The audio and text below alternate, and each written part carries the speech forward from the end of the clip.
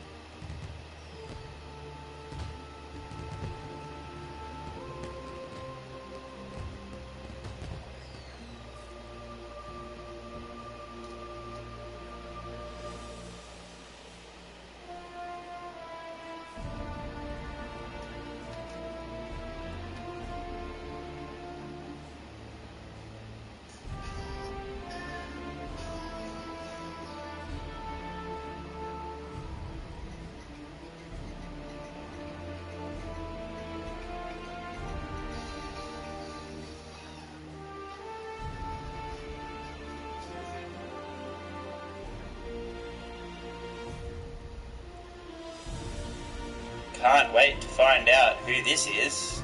I've got no idea. Kablamo! Tesla jumps to the top of the list with the highest net profit margin in the business. BMW and Mercedes are in second and third place, and Stellantis outperforms all the other full-line legacy manufacturers in fourth. Toyota, General Motors, Volkswagen, Hyundai, and Honda are all clustered in the 5% to 7% range, which is very typical for legacy full-line automakers. But looking at net profit alone doesn't give you enough insight. That's because net profit can be affected by things like special charges and write-offs and different tax rates. So I rank them all by their operating profit margin.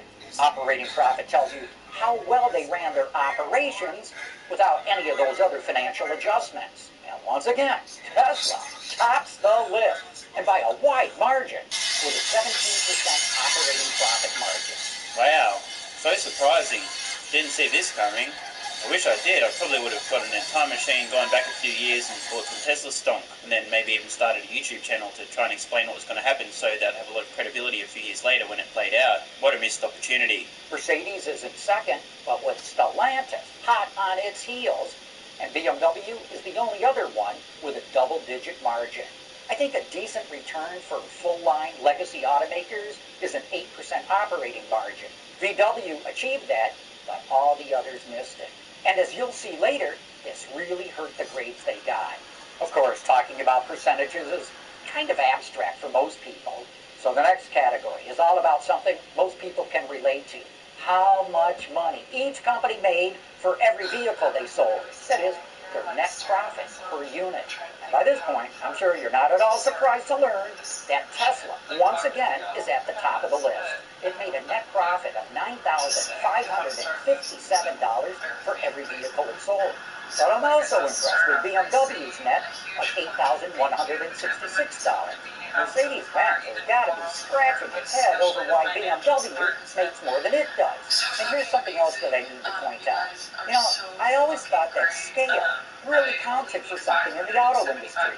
The more vehicles you make, the more you can spread out your costs, and the higher your profit margins should be. And the more vertically integrated you are, the more profitable you should be. But look at where Toyota and Volkswagen are on this list. 5th and 6th place. They have more scale and a higher level of vertical integration than all the other legacies. Not as vertically integrated as Tesla, but more than all the others. And yet their scale and vertical integration does not seem to give them much of an advantage.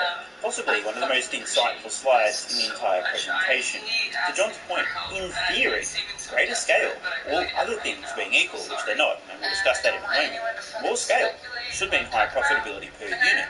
You are benefiting more from economies of scale, parts in common, processes in common.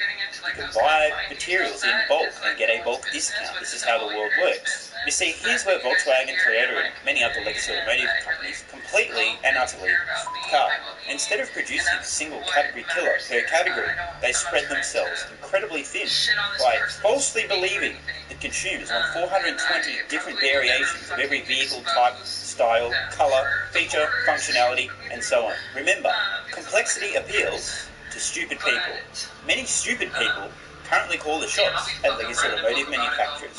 And what's even worse is that many stupid people, to whom complexity really appeals, struggle to understand how Tesla could sell as many vehicles as they currently are, and more importantly, intend to sell in the future with so few vehicle models. Don't you understand, Tesla? You need more vehicle models.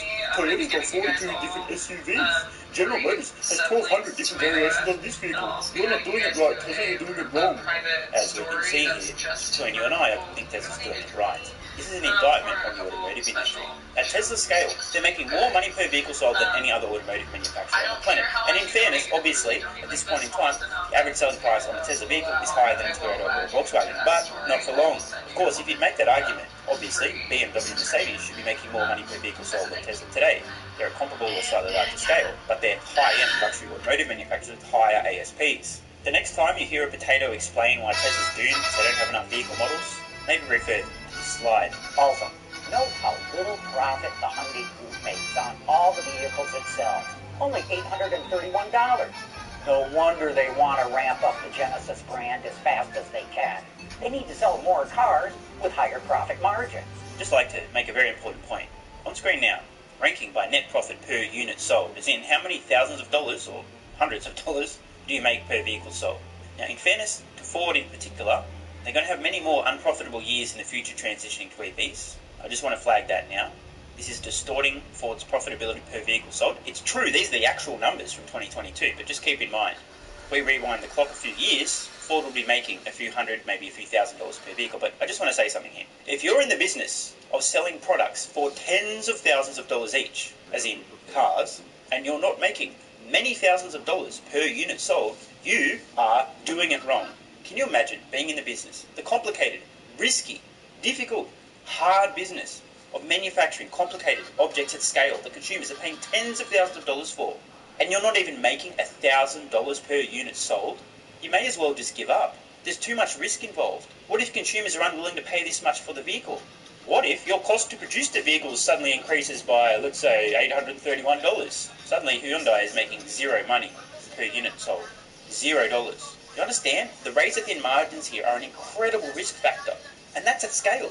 If scale starts to reverse and they're selling less vehicles, guess what? Their fixed costs stay the same, their cost per vehicle goes up, their profit per vehicle goes down. To provide some context, me, some dickhead on the internet, whose overheads are basically zero, whose startup costs were basically zero, I am making more money per unit sold, as in per video posted to YouTube, than probably 1, 2, 3, 4, 5 of these automotive manufacturers. And that's just from the YouTube ad revenue. And if you include the flow-on effects from posting a video on YouTube, people signing up to Patreon and so on, I'm making more money per unit sold, as in video published to YouTube, than half of these automotive manufacturers are, with no overhead. I don't have to make complicated shit. I just turn on a camera and talk. Do you understand what a dire situation this is for the automotive industry? This is as profitable as these companies will be per vehicle sold for years to come before they eventually go bankrupt. I mean, before they successfully transition to electric vehicles and come after Tesla finally. I really do encourage you guys and girls to just let this slide sink in. This is before Tesla's reached massive scale. And admittedly, their ASPs will come down. We have to factor that in. I'm not trying to be intellectually dishonest here. But bro, Tesla, at tiny scale, 1.3 million vehicles sold last year, approximately. They're making more than 10 times as much money per unit sold as a Hyundai, 5 times as much money as some of the well-known automotive manufacturers out there, and even luxury automotive manufacturers, whose ASPs are way higher than Tesla. Tesla's making so much more money per unit sold, and they still haven't scaled up. They still haven't driven costs down. Oh, you remember the whole 50% lower cost to produce a compelling electric vehicle? Remember that whole thing, Investor Day 2023? Guess what? They're not going to have to sell them for 50% less. I think what I'm trying to say is, I'm going to say here, folks, legacy automotive manufacturers will definitely be fine. And if you don't believe me, just listen to what their CEOs are saying. You can definitely trust their CEOs. Operating profit is a good indicator of how well an automaker ran its operations, but how much did it get out of its people in terms of revenue and profit? And now BMW jumps to the top of the list. It's the only automaker in the world that generated $1 million for every person on the payroll. Mercedes-Benz, General Motors, and Ford all generated over $900,000 per employee, but everyone else made less, and in some cases, a lot less. First of all, holy shit, BMW. This is incredible. Over $1 million in revenue per employee, although we do need to differentiate revenue versus profit. Remember, we just saw Tesla's profit, the number 6 on the list, despite a fraction of the vehicles produced. Profit's what really counts. That's what falls to the bottom line. But even so, pretty impressive. But let's talk about why this may be. Given how highly profitable Tesla is, you would hope they'd be a little bit higher on this list as well, right? Well, here's the thing. They're still in growth mode. They're still in startup mode. Tesla is investing aggressively in projects and technology and hardware that are not currently bringing in any revenue, and others barely any at all. How much revenue has Tesla made on their humanoid robot project? Oh, that's right, none. How much revenue have they made on their Dojo hardware? Oh, that's right, none. I could go on with countless other examples. The point I'm making here is that Tesla's revenue per employee is currently being artificially suppressed by heavy investment in future growth projects. They're still scaling up. Fast forward a few years, and Tesla will be number 1 on this list, revenue per employee as well. But as I mentioned, revenue doesn't mean shit. Profit is what counts. You can't spend revenue, you can spend profit. One reason the Volkswagen Group is at the bottom of the list is that it employs far more people than any other automaker. 675,000 people. That's more than General Motors, Ford, and Stellantis put together. But the rankings change when you look at how much profit each company generated per employee. BMW is still at the top of the list, but Tesla jumps into second place, with Mercedes not too far behind. GM and Stellantis are almost even Steven, and VW and Hyundai didn't do very well, even though they're far better off than Nissan, Renault, and Ford. This is the slide we were waiting for. Profit per employee. Now, suddenly, Tesla in the number 2 position. And as I mentioned a moment ago, they're still investing aggressively in countless growth projects that are currently producing zero revenue. And not only producing zero revenue, but costing money. They're losing profit. This is dragging down Tesla's profit per employee for now. None of the other companies on this list are investing in the kind of growth projects that Tesla's investing in.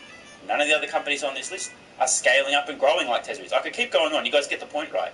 It doesn't make sense unless Tesla is so much better than these other companies that they'd be anywhere close to the top of the list in terms of net income per employee, net profit. It doesn't make any sense unless Tesla is so far ahead of the competition, executing near flawlessly, for them to be so high on this list in terms of net profit per employee, while they're still scaling up and aggressively investing in countless, extremely expensive, money-burning growth projects. Remember Elon Musk tweeted something the other day, long-term thinking will be rewarded? You know what this is going to look like in 10 years? Which come up at the bottom of the list in most of these charts. Okay, so now we get to the moment of truth.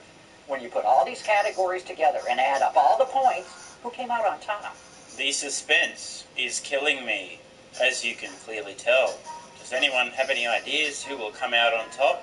Just so you know my methodology, since there are 12 companies, I gave them points in descending order depending on how they did in each category. So if a company came in first place in a category, it got 120 points. The next one down got 110 points, and then all the way down to 12th place, which was worth 10 points. Then I added up all the points for each company in each category and gave them a grade based on how they did. So now it's time for you to see what kind of grade they got on their report card. Drum roll, please.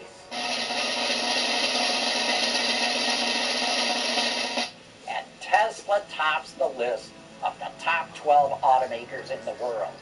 I am shocked. I did not see this coming because I thought the competition was coming for Tesla. But Mercedes was right behind it. I gave them both an A+ for their results. BMW and Stellantis also did really well, which earned both of them an A-. But I need to put this in more context. Tesla, Mercedes-Benz, and BMW only sell luxury vehicles, which gives them an advantage over the full-line manufacturers, and that actually makes Stellantis' performance look all that much more impressive.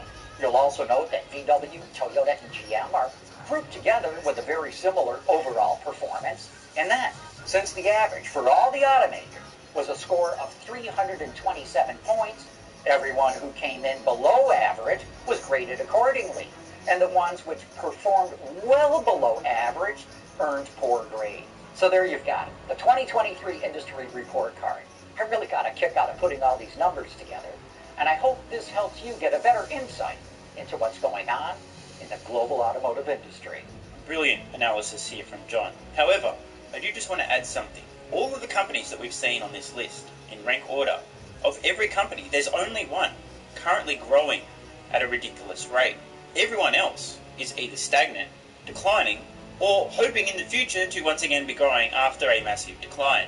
Most of them will not make it. In fact, if John's still doing these in 10 years' time, we're going to have a very different looking list. Tesla, a bunch of Chinese automotive manufacturers, and the one surprising automotive manufacturer from the legacy era that somehow survived. That will be what the list looks like in the future.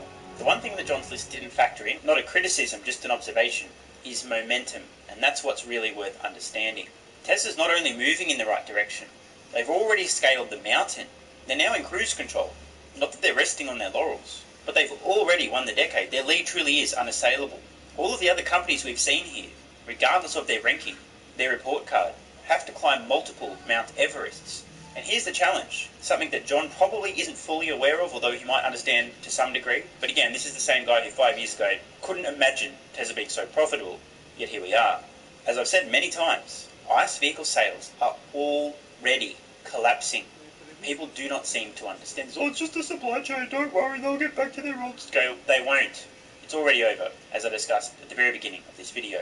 I expect in a few years' time, companies like Toyota and Volkswagen, who previously were selling 10, 11 million vehicles per year, and currently are selling 8-ish million vehicles per year, a few years' time will be selling 7, then 6, then 5, then 4.5. At the same time their ICE vehicle sales collapse, and so too their profits, they need to invest tens of billions of dollars ramping up EV production, and until they get there, they're going to be losing tens of thousands of dollars per EV produced. There's only one way this ends, for legacy automotive manufacturers filing for bankruptcy. So don't be fooled by the current snapshot of the automotive market. The one thing that's missing from John's analysis is the trajectory of the companies discussed. And now, if you'll excuse me, I need to take a leaf out of the book of the fake news, aka the H3 media, aka purveyors of the one true narrative, by saying something, and if I say it, it must be true. Are you ready? Time for a seamless segue between the automotive industry scorecard and me trying to help you guys and girls feel and perform your best. That was the smoothest segue in the history of smooth segues. Because I said so, it must be true. By now, you may have heard Athletic Greens AG1 is a great way to fill in nutritional gaps, boost energy, immunity, mood, improve gut health, and just overall feel and perform your best. I've personally been taking this stuff now for over 2 years and promoting it aggressively for more than 3 months because I'm trying to help as many of you folks as I can to feel and perform your best. If you head to athleticgreens.com/SMR or click the link in the pinned comment, you get a 1-year free supply of vitamin D3 and K2. And as you can see on screen now, you can try it. If you don't get the results you want, no big deal. With 75 high-quality vitamins, minerals, and whole food source nutrients, plus prebiotics and probiotics and adaptogens and digestive enzymes. Athletic Greens AG1 is the best bang for buck once a day, every day health habit that I'm aware of. It's so simple. 1 scoop once a day. That's it. So what are you waiting for? Click the link in the pinned comment or head to athleticgreens.com/SMR. If you're a little bit more of a skeptic, don't worry, that's okay. I've taken the liberty of hand selecting some extremely legitimate testimonials that I definitely didn't make up. I would never do such a thing as to invent a testimonial just to be a bit of a troll. Here's the first extremely legitimate testimonial. Before I began taking AG1, I trusted the mainstream media and thought the BBC was a legitimate source of unbiased truth. After taking AG1, I realised that Orange Man Bad was onto something when he coined the term fake news. Uh-oh, this is getting a bit political. Uh-oh, watch out. Oh no. I don't even like Orange Man Bad. Thanks for opening my eyes and turning my brain back on, AG1. Now I only like the other BBC. Customers in... What the hell is that? That's a weird name. What kind of troll parents call somebody that? You need new parents, dude. Here's another one. Jeez, this is really long. About 2 years ago, I heard some dickhead on the internet make sweeping generalisations about the hate-stream media. I immediately unsubbed from his YouTube channel and even left a comment explaining I left because of his far right-wing conspiracy theories. I accidentally continued watching his daily uploads despite proudly announcing my departure, to which he said, "Don't let the door hit you on the way out," instead of begging me to stay. How rude. That is a bit rude. 3 months ago, he began promoting AG1 relentlessly, which is obviously proof he is a scammer. I decided to buy AG1 just to ask for a refund after a month, because I'm a dick. But something strange happened. Within days of starting AG1, I realised he may have had a point. I'm too ashamed to admit I still watch the channel, or that AG1 is awesome, so don't tell him. This stuff isn't shit. From a confused admirer. Someone else appears to be ashamed. Let's read this too. I'm ashamed to admit I used to be an NPC and thought it was for my protection, not their quarterly profits. Does anyone know what this guy's talking about? I'm very confused. I definitely don't understand. And also, that I was inherently racist and racism is the best way to fight racism.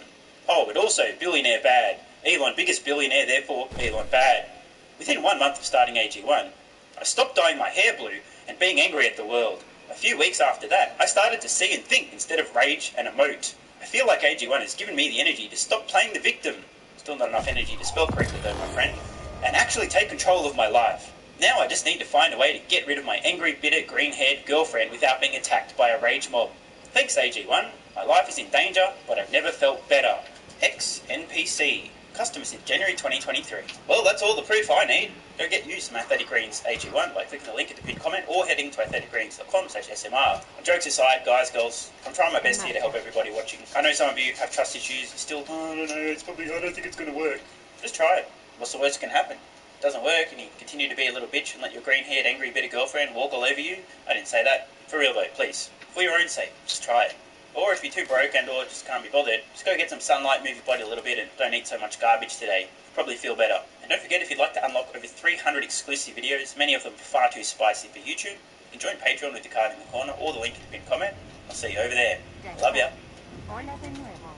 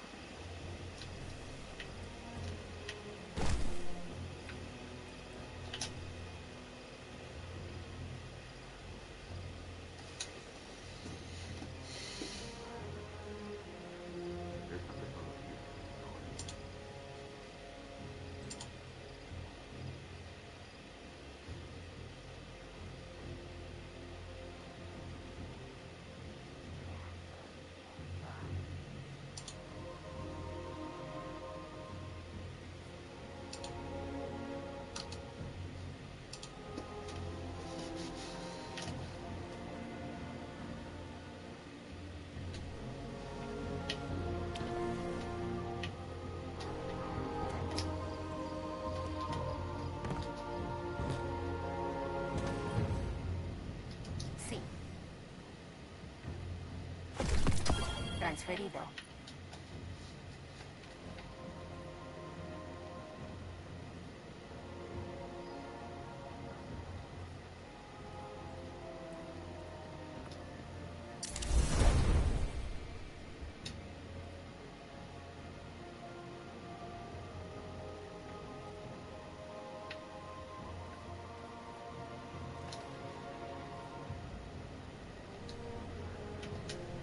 Regresa cuando quieras.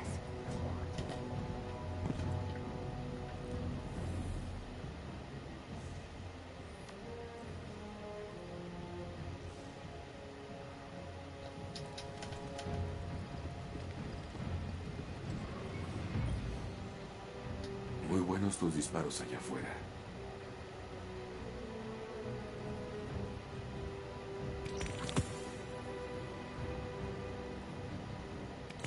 Listo y se acabó.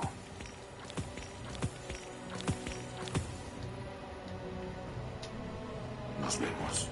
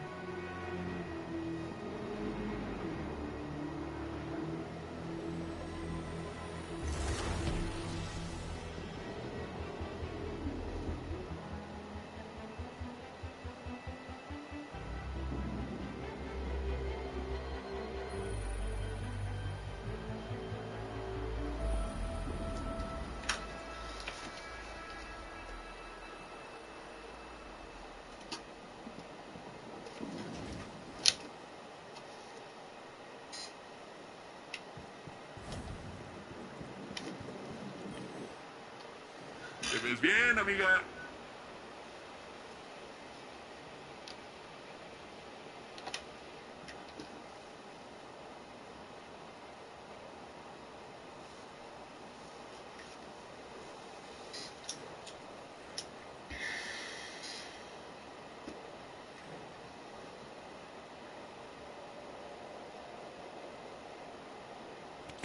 Inmediatamente.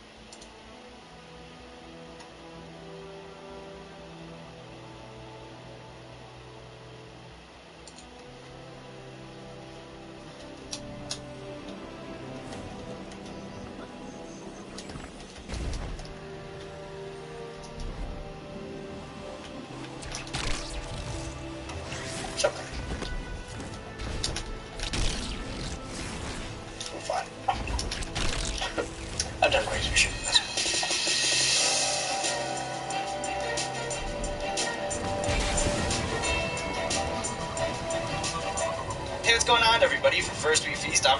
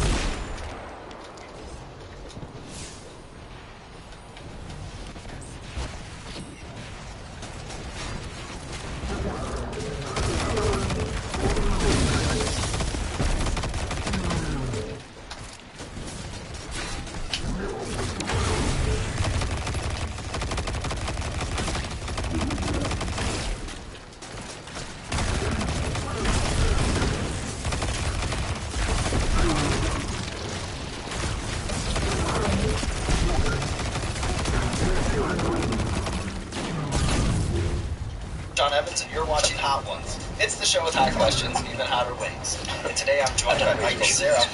You know him as George Michael in the hit show Arrested Development, award-winning roles in... Hey, what's going on, everybody? For First We Feast, I'm Sean Evans, and you're watching Hot Ones. It's the show with hot questions and even hotter wings. And today I'm joined by Michael Cera. You know him as George Michael in the hit show Arrested Development, award-winning roles in films like Juno, Superbad, Scott Pilgrim vs. the World, and many more. You can catch him in the Waverly Gallery premiering on Broadway this fall. Michael Cera, welcome to the show. Thank you. How are you, spicy? I like spicy food. There's this amazing Thai restaurant in LA called Chitlada, and they have like a backup menu for like something challenge. Took it on, and me and a friend did it. My friend Eric Elstein and me sat and we got mussels. You can get anything with this sauce, and they bring you like a pink like Pepto-Bismol milkshake and like a bunch of cabbage and stuff. And you just go bite for bite, and it's like, okay, let's do another. It's like this weird ride you take with your friend. We did that. Well, let's go on another ride, my man. Right.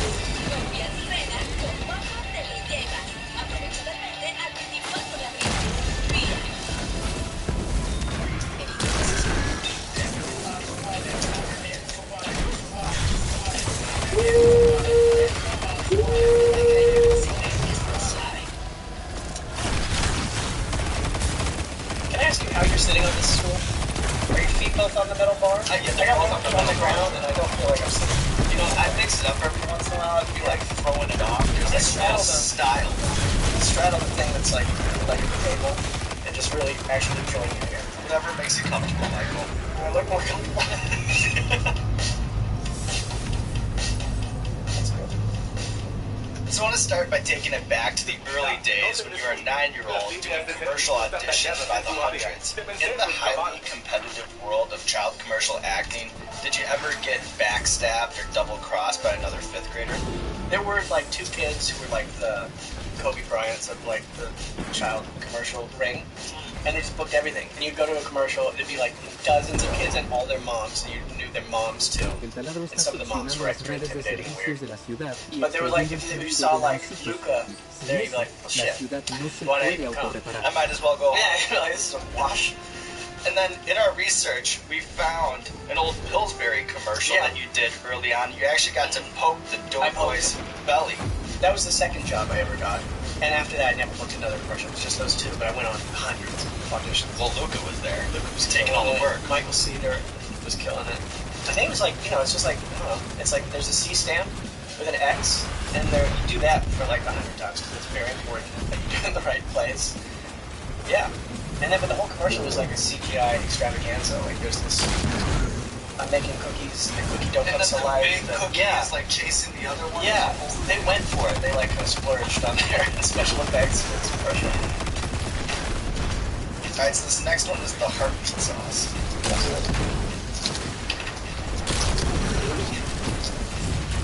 That's delicious. So when Arrested Development was reborn in 2013, he took on an expanded role not only as one of the show's stars, but then also a fixture in the writing room. There's a lot of lore surrounding writers' rooms, and I know that your experience was limited, but in that limited experience, I wonder, do the good ideas just naturally float to the top, or is there an art in being the loudest voice in the room or a pitchman? Good question. Yeah, I think sometimes it's like a lot of timing. If you have a good idea, maybe you shouldn't say it right away. Wait, until things kind of, there's like a lull, and then pretend you just came up with it. But yeah, no, a lot of times the good stuff floats to the top. There is some kind of filter system that just kind of happens naturally, and it could be, I think, kind of a political thing or a personality thing. But there's like a balance to it. You kind of learn your place like family almost. It's delicious, that one. Now put it in the bag. Yeah, no good. Give that one to Do we get some gifts? That's cool. You do. Give it a little swag bag. That's awesome. Oh, this is from Thunder Bay, Ontario. And you're from Ontario. I'm from Ontario. Beautiful. You're up for the homies. Yeah, they're doing a nice job up there. It says pepper sauce. That's cool.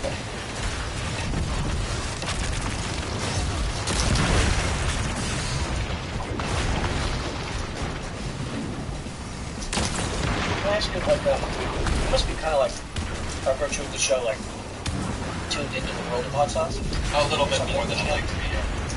Very nicely curated, I have to say.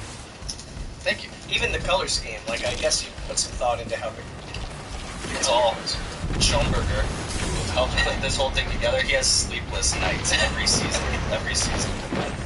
So when you're a beloved character that's in cult movies like Scott Pilgrim or Superbad, you end up sometimes having a persona that takes on a life of its own. Have you seen the way the internet has made you its own via memes?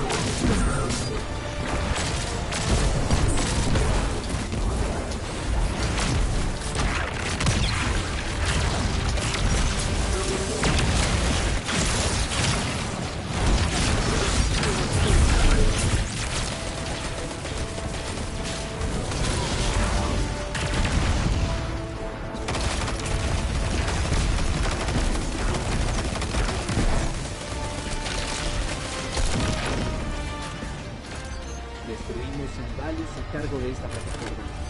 ¿Sí puedes iniciar las reparaciones? Claro, y puedo hacer que mis sistemas de reparación de nanocitos se traguen el taladro y lo conviertan en piezas de repuesto.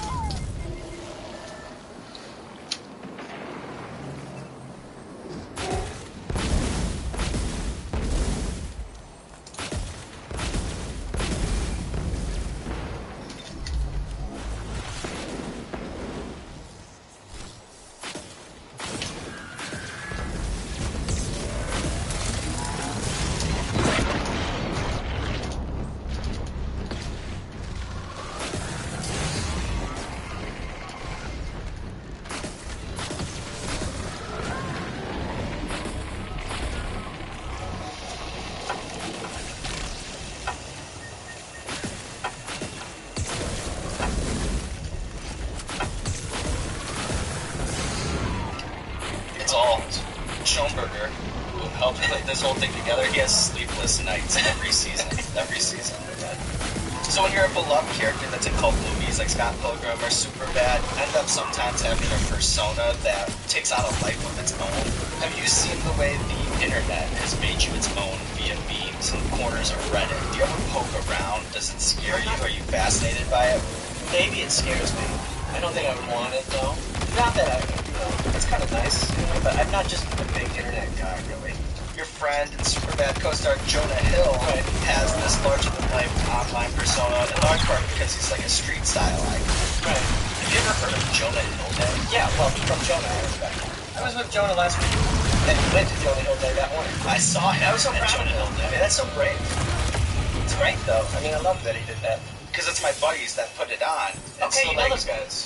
Lawrence and James, Right. shout out, Failing Upwards. So when Jonah was on Kimmel, he was like, I was too shy to go the first year. Yeah. And then the second one, it was just ringing off, and he had such a great time. Yeah, it sounds like a great thing to do. I mean, I was inspired by Jonah doing that. At first I think it'd be scary, but then it's like he had a great time. Right. I mean, also I think he like just got himself in the frame of mind of like, I'm just gonna go be this guy. Like it's like kind of a character or something. Like the person they want you to be or whatever you are to them on that day. Just go be that. I mean, it's like going and shooting something or something. It's like just take yourself outside yourself and have fun. Can we expect to see you in attendance at next year's Jonah Hill Day? That sounds fun. I told Jonah he should go like scatter when he goes. Like don't go the third year, go the fourth. Yeah. People will be like, oh, every 2 years he goes. Then go the fifth. Yeah, they're toast. In a way, terrorize them. So this is this guy. This is the son of Zombie. Okay. I'm gonna fight first, ask questions then. That's what they taught us in the academy. That one is just so delicious right now. So as we mentioned in your intro, you're in an upcoming Broadway play called The Waverly Gallery. Yeah. And then earlier this year with Lobby Hero, so clearly it's not a one-off experiment for you.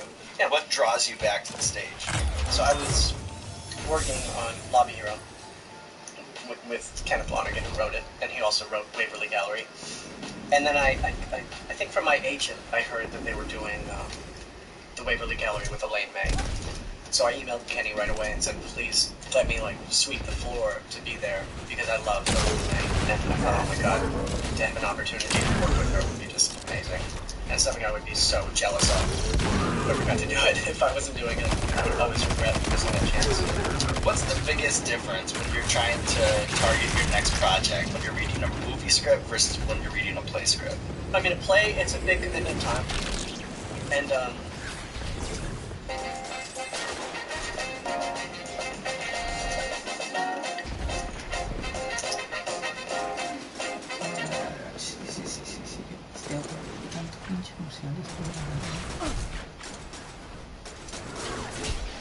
you're stuck. Like, you can't do other things at the same time. And choosing a movie, you just don't want it to be something that people see and they're embarrassed by, I think. Usually happen. But it also is like who you get to, I don't know, I mean, like, the reason I really love acting for a living is that you get to work with people that are amazing, that you admire.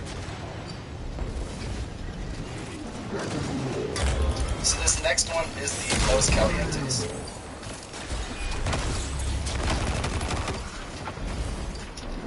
Calling it the sauce of summer. That's really tasty. Well, we have a recurring segment on our show called Explain That Great, where we do a deep dive on our guest Instagram, pull interesting pictures that need more context. We do not have an Instagram, which really throws a wrench, but we have a workaround. We've gone to the Gettys and pulled some interesting Michael Cera photos that just need more context. So I'll just show you the picture and you tell me the bigger story. Does that sound good? Yeah. Alright, laptop, please. Thank you, Bill. It's a funny job. You lift a giant block with a computer on it. Bill, the legend of Bill is really growing quite a bit. First things first, looks like you're just minding your business. Oh, I remember that day. That's a story. That's a crazy story. That was a horrible moment for me. Really? Yes. So this guy, I used to live in Los Feliz, in Los Angeles. And that was a moment when I was, like, kind of famous.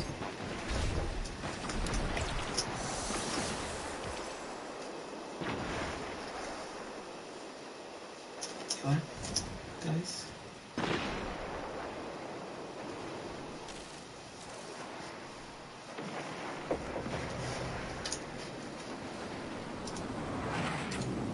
or had a movie coming out, or some reason why someone would like want to photograph me and spend their day doing that. So there was this guy like in my neighborhood stalking me. This is the only time this has ever happened to me in my life. It was a very strange experience. He just wouldn't stop. He was following me all day. I was riding around on my bike, and he was enjoying my like fear. You know, it was just this like thing where you saw this other side of people, and I was like, I get it, like take the photo and go. But he like enjoyed putting me in a state of like fear or agitation to get another kind of photo or something. I went up to his window, I like shook his hand, I was like, please stop, you're really scaring me now, like this is getting really weird. And he was like, okay, and that was what made it really weird. He was like, yeah, I got it, man, yeah, totally, I'll leave you alone. And then he kept doing it, and then he would just be always like a little far away in his car. I went into a movie theater, Los Feliz 3, and watched a movie for 2 hours, and came out and he was waiting. He had waited, and I was like, don't follow me home, man.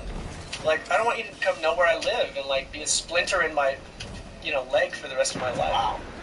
So it was really, and at one point I just like got off my bike and sat down on the curb, and he like drove by looking for me. I was like, dude, this is like really stressing me out. Can you stop? And then he like saw that and stopped and went away. It was a weird day, man. I was like, this is weird. I didn't mean to dig up any No, trauma. I'm glad I could explain it. It was years ago, you know, and it hasn't happened to me again.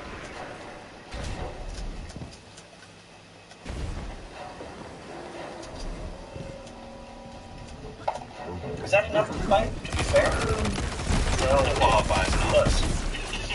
Well, if you don't, you can go in for another one. I will, just probably close.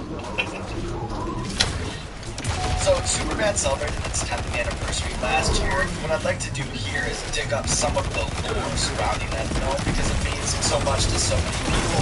And you can just tell me if it's fact, or if it's fiction, or if there's a bigger story behind that. Does that sound good? Alright. True or false? Evan Goldberg's brother Dave drew all the dick drawings of Superbad. That's true. I mean, we watched the movie like hundreds of times. When it came out, we were promoting it. And I think the dicks are like at the end of the movie, over the credits. Mm-hmm. There's a lot of dick pictures, and that was like the perfect emotional button for people. They were like, yes. They really wanted to see all that. Is it true that Mr. Vince Boss pissed off Jonah Hill during the audition? Is there a story there? Yeah, when he left the room, Jonah was like, not him. What happened? He was irritated.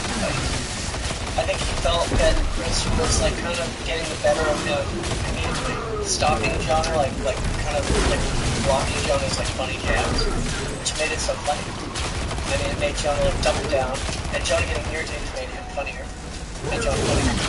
And Chris just liked it, like he is a guy who does not care. In real life, he's really an admirable guy. He shrugs everything off. He does not care what anybody thinks about him. And that was really apparent. And in an audition setting that you're like a rock star, you have that quality. Did you do an hour-long dance for the Superbad DVD? I did. So that was Evan Goldberg's idea. Evan's a really fun and funny and weird guy. He was like right when Blu-ray was starting to happen. He was like, with a Blu-ray, we can have a DVD menu that the menu screen can be an hour long and it won't loop. He was like, so I want you to dance for an album, so that somebody will watch the DVD menu, waiting for it to loop, and it just like never will until after an hour. So I was like, great. And then so we did that like after a day of shooting. We went and did this like studio at Sony green screen, and I danced for an hour nonstop.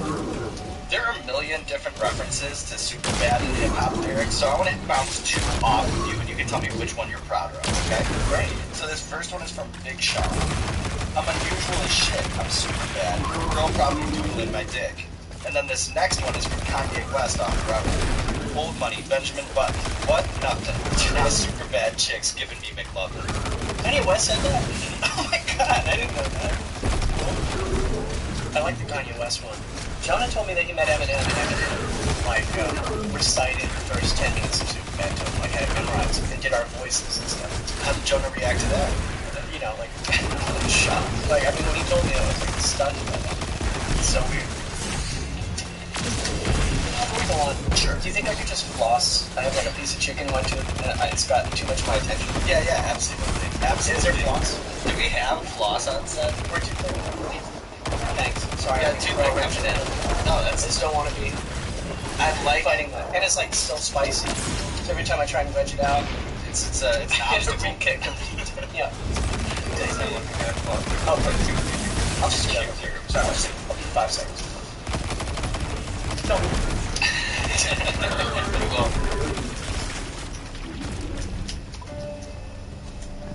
this next one is the Bunster's Black, which is in Australia. It's come a long way. 16 out of 10 heat. That's weird.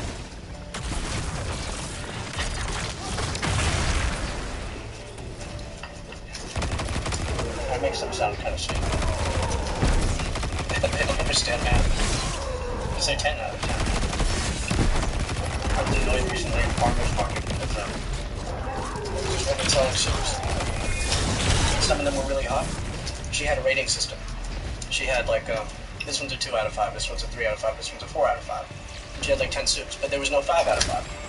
And I was like, then why don't you make the one that's 4 out of 5 with the 5? If that's the hottest. Like, what is 5? Shouldn't 5 be the hottest? Shouldn't that exist? Do you have imaginary numbers? No, I didn't. I wanted to put it on there, but this is a woman selling soup. I'm going to embarrass her in front of her potential customers. Walked away and quietly said, women on the road. Class or stupid.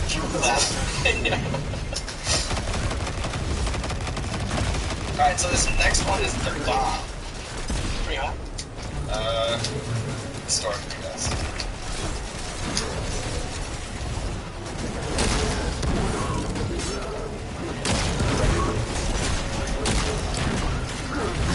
They make a big deal of it on the bottle. Warning. The sauce is extremely hot. Consume 1 drop at a time with extreme caution. It's hot. It's tasty though. I like Chipotle. No problem.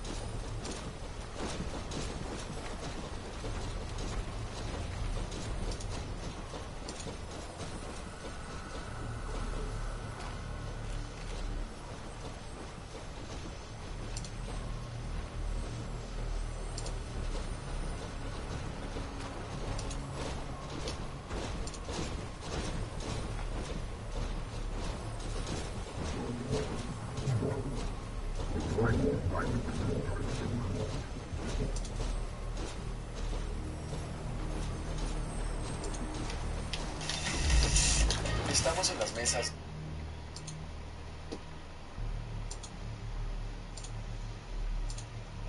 The sauce is extremely hot. Consume 1 drop at a time with extreme caution. It's hot. It's tasty though. Into it. I like Chipotle. No problem. I mean, a little pain. In the mouth.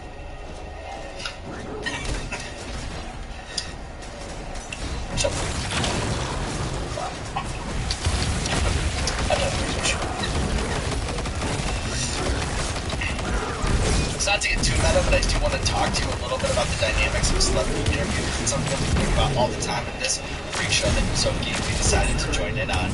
I heard you make an interesting point about how sometimes your Hollywood interviews can cause a bit of a kerfuffle simply because you can't match the gigawatt energy of whoever is in front of you or the platform. True. Can you explain that for me? Well, it's like trying to talk normally. You're doing like a junket, and sometimes they get like 10 people roll through in a day.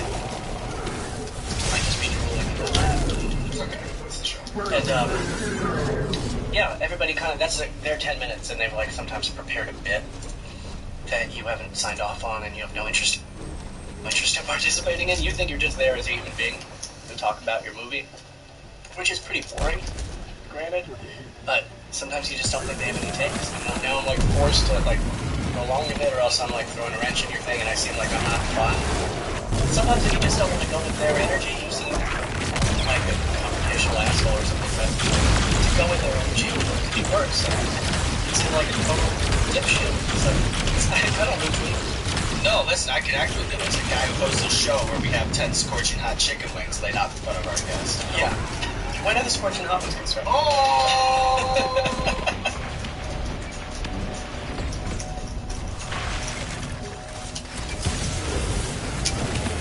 This has been a really slow build, where it's not as hard as the previous one. Yeah. Will be ordered by the Scoville. Oh, okay. Yeah, I saw you talking to Papa about the Scoville. Oh, wow, there you go. And I really enjoyed your thoughts about it. Her thoughts. Which was like, it's kind of like an imaginary measurement. Exactly. So in addition to being one of the most famous actors in Hollywood, I know that you're very much a film buff, a student of the game. So what I want to do is give you a series of universal life moments that maybe the power of film can help someone through, and then you try to recommend a film or set kind of life moment. Exactly. That's challenging. Is there a movie that you'd recommend to a kid who's feeling like an outcast? It's just so on the spot. Well, The Sandlot comes to mind right away. But the lesson of that movie is kind of hard. It's like, well, just find friends that you fit in perfectly with and you'll be happy. If you're stuck in a rut of your day-to-day existence, you want to expand your mind, what film would Michael Cera pull off the shelf? A rut of day-to-day existence. Something that's like a fantasy thing, I guess. Maybe World on a Wire, the Fassbinder movie. Just because that's like a really fun science fiction movie. Can you give me a movie that you'd recommend when you're tripping balls on psychedelic mushrooms? Fantastic Planet. Fun. Something animated. Or like Spirited Away. I just watched that with my niece. It's a little scary for kids, I think. I got it for her 8th birthday, and we were watching it, and like halfway through I was kind of like, is this too scary? But I think she was a little disturbed by it. Alright, Michael Cera. Alright. So this is the last dab. We call it the last dab because it's tradition around here to put a little extra on the last wing. Okay. You don't have to if you don't want to. I will. It should be no problem for you. My friends, I was with my friends last night, and they're a couple, and they have a bet. One of them, whether I'll finish this. Really? You know, yeah. One is against me, one is for me. I'm supposed to text them after. The one who's against you, What an idiot. looking like an idiot. Yeah. Underestimation. Alright. And then you bite right on the sauce. You bite right on the sauce, and that would be the point. Right. But before you do, Yeah. here we are at our hot sauce journey's end. And you're so expressive. You can say so much without even so much as uttering a word. So what we're going to do here is we're going to stimulate our bodies with a bajillion Scovilles and then follow the journey of Pepper X entirely through facial expressions. Okay.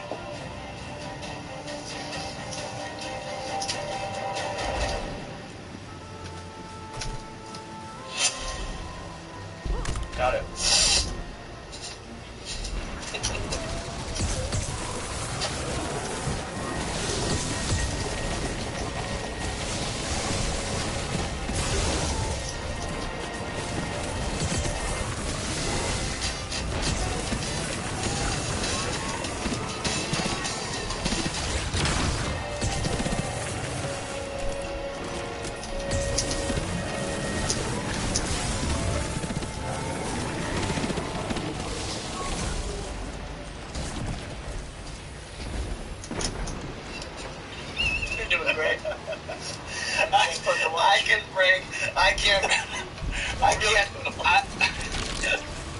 I love that. Like how much happens in the space of a second that we don't really realize. I would love to watch like a 10-minute version of all this stuff you just did. Well, let's loop it for an hour, put it on the next DVD menu, and look at you, Michael Cera. I don't know who your friend is who said that you couldn't run the board, but look at you. Look at you, you king. All the way through, 10 chicken wings up, 10 chicken wings down. Right. Red in the face a little bit, glowing around the eyes. But I honestly think that it's like a reborn Michael Cera. So good. Looking so good. I would love to swim. This camera, let the people know what you have going on. Right away. Alright. Guys, I'm going to do this play on Broadway. It's a late night. And we're going to go until January. God bless her. She's 86, I think.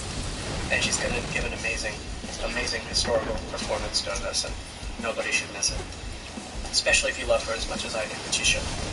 Thank you. Good job, Michael. Good job. Awesome. And make the actual pepper. Yeah. Is it like you get hot? Yeah. Like, cause like even sometimes on the show, like I always make this joke, and like that's why it's even as well. I'm just chasing the thing. But it's true. Like sometimes on the road, you're like, oh, I got a pretty nice little head rush. Yeah. Of it, you know? Yeah. But then same with the pepper is that like when you eat a Carolina Reaper, yeah, it's sort of drug-like in nature. Yes. But then you And go calm home. down. Yeah. Yeah. Then you go home and then you're just in the fetal position, basically giving yourself food poisoning, and then it's it's up and it's down. Yeah. Wow. It's kind of exhilarating. Oh, hey, Spice Lords. Come here, I want to let you in on a little secret. You already know about the Hot One subscription box. Every month we send you 3 of the best damn hot sauces you've ever had in your life. But this is the big announcement, the moment you've been waiting for, the thing that people will not stop tweeting me about. If you want the last dab Redux with chocolate Pepper X and Pepper X, the way to do it, sign up for a Hot One subscription box before August 15th. If you already get the subscription box, you're good to go. Throw your feet up. The last dab with chocolate Pepper X and Pepper X, it's on its way to your doorstep. But if you want to be one of the first people to get it, the way to do it, sign up for a Hot One subscription box. You already know the drill. Heatness.com to sign up. Who appreciates the Spice Lords? I do. What the? Go. Don't dab me, bro!